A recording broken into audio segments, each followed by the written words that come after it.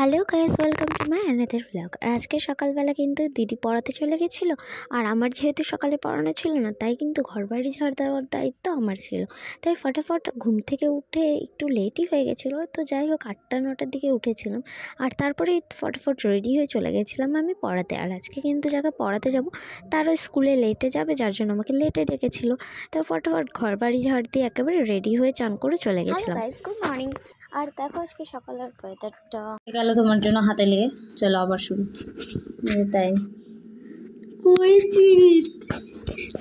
5 minute হয়ে গেছে। তাড়াতাড়ি তাড়াতাড়ি তাড়াতাড়ি।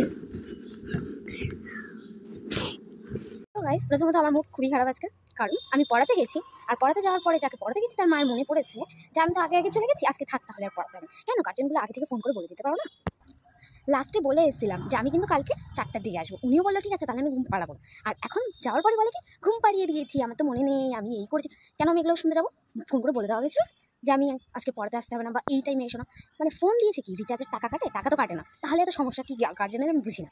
তো মাথা তো আমার প্রচণ্ড গরম হয়ে গেছে, তাই আমি একটুখানি ফুচকা খেয়ে চলে আসলাম। এখন দিমাগ প্রচণ্ড গরম হয়ে আছে। পড়াতে যাওয়া না বলে আমার এখন আর মনে হচ্ছে কি এই বাড়িতে পড়াতে যাওয়াই বন্ধ করে দিই, অসহ্য ব্যক্তিগত। চলো আপাতত বাড়ির দিকে যাই। গাইজ, আমার বান্ধবী অনেকদিন পর আমাদের বাড়িতে আসছে, বছর খানিক পর। আবার ব্যাগ নিয়ে মিষ্টি টিষ্টি আনলি নাকি? হ্যাঁ, ব্যাগের মধ্যে পেন আছে, আমাকে লিখতে হবে না? এত বড় ব্যাগ তার জন্য? আমার নাকে সুন্দর করে অ্যালার্জি হয় না? ও আচ্ছা আচ্ছা আচ্ছা। নাকটা কেথা নিচ্ছি। এই যে আমাদের ঠাকুর, এখানে আমাদের পুজো অর্গানাইজ হচ্ছে। So how is the excitement? Excitement কেমন বল? দারুণ বানিয়েছে তো।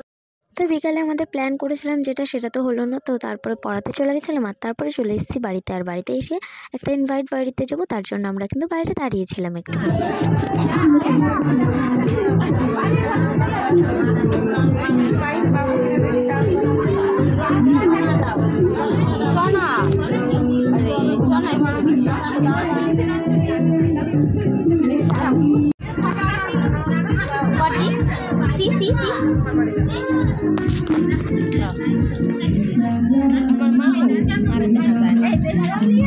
তো যে বাড়িতে ইনভাইট খেতে গেছিলাম, প্রথমত চলে গেলাম যার আজকে এই ওকেশন তার কাছে। তো সে ঘুমিয়েছিল, যার জন্য আমরা বাইরে চলে আসলাম, আর তারপরে খাওয়া দাওয়া শুরু করে দিলাম।